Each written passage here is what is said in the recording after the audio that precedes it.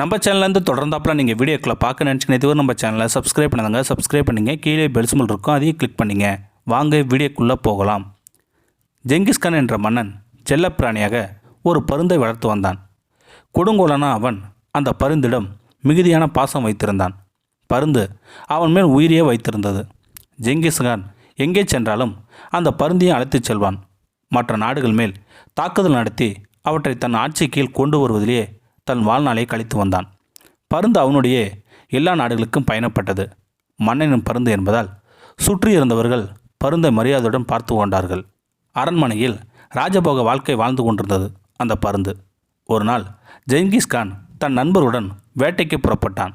நண்பர்கள் அனைவரும் கத்தி, ஈட்டி, வில், அம்பு என்று பல வகையான ஆயுதங்கள் ஏந்தி வந்தார்கள். ஜெங்கிஸ்கான் செல்லப்பருந்து மட்டும் கொண்டு வந்தான். என் பருந்து 100 ஆட்களுக்கு சமம் என்று நண்பரிடம் கர்வத்துடன் சொன்னான். அவன் குதிரையில் பயணித்த போது பருந்து கம்பீரமாக அவன் முன்னால் குதிரை மேல் அமர்ந்து வந்தது. பருந்தின் தலைமேல் வெள்ளியால் செய்த அழகான குல்லா ஒன்றை போட்டிருந்தான் ஜெங்கிஸ்கான். அந்த குல்லா தலையில் இருக்கும் வரை பருந்து அவனை விட்டு விலகிச் செல்லக்கூடாது. அவனுக்கு ஏதாவது தேவை என்றால் அந்த வெள்ளிக்குல்லாவை கையில் எடுத்துக்கொண்டு பருந்தின் காதில் ஆணையிடுவான் ஜெங்கிஸ்கான். பருந்து பறந்து சென்று அவனது ஆணையை நிறைவேற்றி வைக்கும். அன்று வேட்டையாட விலங்குகள் எங்கே இருக்கின்றன என்று தெரியவில்லை.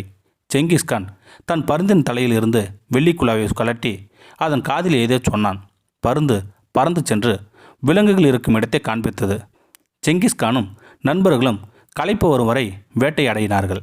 விலங்குகளை தேடிக்கொண்டு ஓடியதில் ஒரு கட்டத்தில் ஜெங்கிஸ்கான் நண்பர்களிடமிருந்து விலகி வந்து விட்டான். மேலே பறந்தபடி வேட்டைக்கு உதவி செய்து கொண்டிருந்த பருந்து மட்டுமே அவனிடம் இருந்தது. ஜெங்கிஸ்கானுக்கும் கடுமையான தாகம் எடுத்தது. நீரை தேடி அங்கும் இங்கும் அலைந்து கொண்டிருந்தான். ஒரு இடத்தில் பாறையிலிருந்து நீர் வழிந்து கொண்டிருந்தது. பருந்தின் தலையில் இருந்த வெள்ளிக்குள்ளாவை கலட்டி அதில் நீரை பிடித்தான். அவன் நீரை பருகும் நேரத்தில் பருந்து பறந்து வந்து அந்த நீரை தட்டிவிட்டது. தாகத்தில் தவித்து கொண்டிருந்த மன்னனுக்கு முதலில் பருந்தின் செயல் வியப்பாகத்தான் இருந்தது. தன் கையில் அமர்ந்திருந்த பருந்தை மென்மையாக தடவி கொடுத்துவிட்டு மீண்டும் தண்ணீரை பிடித்தான். குல்லாவில் நீர் நிரம்பி மன்னன் பருகும் சமயத்தில் பருந்து பறந்து வந்து மீண்டும் தண்ணீரை தட்டிவிட்டது. இப்போது மன்னனுக்கு கடும் கோபம் வந்துவிட்டது. இதே செயலை என் அமைச்சர் யாராவது செய்திருந்தால் அவரது தலையை கொய்திருப்பேன். நீ என் செல்லப்பிராணி என்பதால் உன்னை மன்னித்து விடுகிறேன். இனி ஒரு முறை இப்படி செய்தால் விளைவுகளுக்கு நான் பொறுப்பில்லை. ஜெங்கிஸ்கான் தன் போர்வாளை உரையிலிருந்து எடுத்து தன் வலக்கையில் பிடித்து கொண்டான். பருந்தை ஒரு கண்ணால் பார்த்தபடி மீண்டும் தண்ணீரை பிடித்தான். இந்த முறை தண்ணீரை தட்டிவிட்டு விளையாடினாயே, நீ செத்தாய் என்று மனதிற்குள் கருவி கொண்டான். வெள்ளிக்குள்ளாவில் தண்ணீர் நிரம்ப நேரமானது. ஊற்று மிகவும் மெதுவாக வந்து கொண்டிருந்தது. பருந்தை பார்த்தபடி நீரை குடிக்கப் போனான் மன்னன். பருந்து மன்னனை நோக்கி பறந்து வந்தது. வாளை வீசினான் அந்த கொடுங்கோலன். பருந்து விட்டுண்டது. என்றாலும் அந்த உயிர் துறக்கும் வேளையிலும் மன்னன் கையில் இருந்த நீரின் மேல் விழுந்தது. அதை குடிக்காமல் செய்துவிட்டது. பருந்து இறந்து விட்டது. மன்னனின் கோபம் அடங்கவில்லை. தாகம் அதைவிட அதிகமாக இருந்தது. சொட்டி கொண்டிருந்த நீரின் வரத்து படிப்படியாக குறைந்து முற்றிலுமாக நின்றுவிட்டது. இந்த நீர் எங்கிருந்து வருகிறது என்று கண்டுபிடித்து அங்கே போய் தாகம் சாந்தி செய்து கொள்ளலாம் என்று புறப்பட்டான். பாறையில் சிரமப்பட்டு ஏறி பார்த்தான்.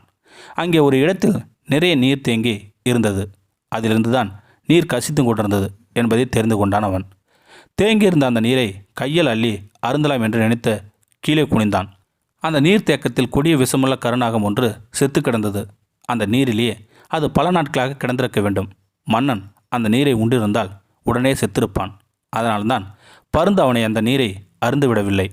உலகின் மிகப்பெரிய கொடுங்கோலான ஜெங்கிஸ்கான் இறந்து கிடந்த பருந்தின் அருகில் அமர்ந்து அழுதான். நாடு திரும்பியதும் தனது தலைநகரத்தில் தங்கத்தில் ஒரு பருந்தை செய்து வைத்தான். அதன் ஒரு சிறையில் கீழ்கண்ட பொருள் விளக்கம் வாசங்களை எழுதி செய்தான். கோபத்தில் செய்யப்படும் எல்லா செயல்களும் துயரத்தை தருகின்றன. மற்றொரு சிறகில் அவன் எழுத சொன்ன வாசகம் இன்னும் மகத்தானது. உன்னுடைய உண்மையான நண்பன் உனக்கு பிடிக்காத செயல்களை செய்தாலும் அதை உன் நன்மைக்காகவே செய்கிறான். இதுவே இந்த கதையின் முழு கருப்பொருளாகும். இந்த வீடியோ உங்களுக்கு பிடிச்சிருந்தா கமெண்ட் பாக்ஸில் கமெண்ட் பண்ணுங்கள். கூட உங்கள் ஃப்ரெண்ட்ஸுக்கு ஷேர் பண்ணுங்கள். இதுவரை நம்ம சேனலை சப்ஸ்கிரைப் பண்ணுங்க. சப்ஸ்கிரைப் பண்ணுங்கள். கீழே பெல் சிம்பல் இருக்கும், அதையும் கிளிக் பண்ணுங்கள். தேங்க்யூ ஃபார் வாட்சிங்.